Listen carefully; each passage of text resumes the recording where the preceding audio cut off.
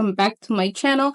This is your sister in Islam, Rain Anab, and today I wanted to share a shocking true story about how sadaqa could save your life. It could save your life in this world and the next. And that story was shared by an imam, and this is a true story that happened. The imam was giving a lecture at the masjid and he was collecting sadaqa, and there was a sister there, and the sister did not have money, but she had a gold ring. It was a big chunky gold ring, and that's all that she could afford. So she took her ring out and she donated that ring, subhanallah. And the sheikh had, after the ring, he takes the ring to the jeweler so that he could, the ring for cash. So upon arriving to the jeweler takes a look at the ring, and says they were inspecting, they found a piece of paper inside the ring. And then they take it out, and turns out it was like paper. And then they read it, and it has like sihr, black magic, like spells, whatever. And then they end up destroying the paper, okay? The next time the imam comes back to the masjid, shares what he found in the ring, but doesn't mention the sister's name. But subhanAllah, the sister happens to be there that day listening. And then after the lecture, she ends up meeting with the sheikh. He ends up telling the sheikh that, subhanAllah, sheikh, the day that I gave you that ring was the day that I experienced ease in 10 years. And in 10 years was how long she had that ring, subhanAllah. And she said, I did not sleep with my husband for 10 years. We did not share a bed. In my life, I felt so miserable. And the day that I gave you that ring was the day I felt relief. Subhanallah. Turns out that ring had sihr in it, and it's been affecting her. And it had the marital sihr, like the sihr to cause issues among spouses, like to separate, like to break up a happy home or marriage, subhanallah. And she said the day that she gave that ring as a sadaqa was the day she felt relief. What an incredible story. And it just goes to show how sadaqa could literally save your life. Something as simple as like donating that ring literally saved her, not only her sanity, her mental health, her spiritual well-being, but also her marriage. That ring was the source of her pain. Of course, her intention was to give charity, but Allah saved her through that ring. He literally got rid of the magic because of it. Subhanallah. In charity, sometimes when people hear like sadaqa, they think of money. Sadaqa could be any kind act you do to another person. Subhanallah. You being helpful to your parents, to your family members, to your friends, that is a form of charity. Smiling in the face of your brother or sisters in Islam is considered charity. Taking care of animals. I know people have this misconception that charity is literally just giving money. You don't have to give your wealth away. You don't have to give your assets. Just doing kind things is literally also a form of charity. Also, by the way, it's okay to give out money. That is also charity, of course. But I'm saying charity is not limited to just like giving money. It comes in many forms, because I know a lot of people don't have money. They don't have the means to give sadaqa. And if they did, of course, they would give it away. But so you can use your strength by helping those around you that are in need of help. And that is a form of sadaqa. And sadaqa could literally save your life. And Prophet ﷺ literally said, sadaqa starts in the home. Like, you don't have to donate all your wealth, all your assets, all your money. Being kind to your parents, being kind to your siblings, your family, that is a form of sadaqa, okay? And Allah in return will literally bless you. I'm still so amazed at something as simple as just charity could literally save you from a huge trial. There was another story that I wanted to share. There was a couple and they were having dinner, and someone knocked their door. So the husband sends the wife to go open the door. So she goes and opens the door, and it's a beggar man, like a man who's like, hey, can I, he's asking for food. So she goes back to her husband and she says, hey, there's a beggar outside and he's asking for some food. And then the husband is like, no, just get rid of him. And then the wife is like, well, we have food, like we can just give him some little bit. And the husband's like, no, just get rid of him, he's annoying.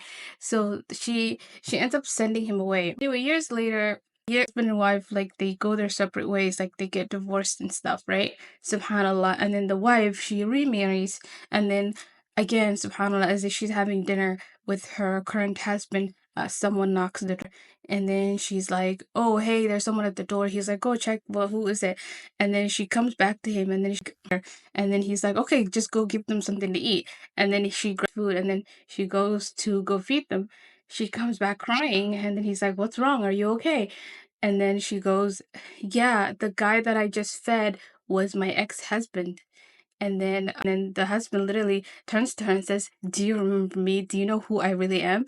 And then she's like, "What?" He says, "Do you remember turning away a guy?" And then she says, "Yeah." He says, "That was me." You guys, that's insane. I'm like, "Oh my God." So basically, her ex turned away her current husband, subhanallah, and then it switched. Like the guy she turned away ended up being wealthy and ended up marrying her, and her ex is literally a beggar. Like what? Subhanallah. Sometimes our wealth, it's literally a trial. And sometimes it doesn't even take a lot for Allah to bless your wealth, your rizq. Like, and giving sadaqah will never take away from you. If anything, it will it will raise your rank with Allah, and the people will love you for it. Allah, in the sight of Allah, you're going to be so important because you are a helpful person, and Allah will always increase you, never decrease you. Allah's name is Al-Mughni. Al-Mughni is the one who enriches, will always add goodness to you. Whether he gives you barakah in terms of like physical wealth, like assets and money and all that, or he enriches you in your heart and he gives you contentment and he puts blessings, barakah in you. So remember, giving sadaqah for the sake of Allah will only increase you in this world and the next, and you will never lose anything. And don't limit your mind into sadaqah just being like, "Oh, I have to give my money. I have to." It's not. Charity is speaking good words, sharing what you know, being kind to others, being helpful is a form of, especially to your family, to your kinship, your extended family, to your immediate family. Those are the people that wallahi deserve the most. So I will share something personal. Me and my dad, we never really used to see eye to eye with each other, okay? And subhanallah, like we have a conflicting personalities. Over the years, as the older I became, and I have a daughter, the more forbearing and patient I also became. So, but subhanallah, like the older I became and the more I studied the deen, the more kinder and lenient I became towards my dad. And when I tell you this, wallahi billahi tallah, Allah is my witness. When I fixed my relationship with my dad, so many doors opened for me, so many blessings and so many barakah. I'm not lying to you. When I fixed my relationship with my dad, wallahi, I just feel like Allah just put so much barakah in my life and He opened a lot of doors for me. And before it felt constricting. Like I said, me and my dad, we have very like opposite personalities. So anyway, one day, subhanallah, I had a dream about my dad, and my dad was at the mosque and was complaining about me in the dream. He was saying like, "I'm mad at you. I'm so angry at you." In reality, I knew he was mad at me because I didn't like call him or go visit him, right? Because I've been avoiding with him because I just didn't want to argue with him. Anyway, the next day I go run some errands, and guess who I ran into?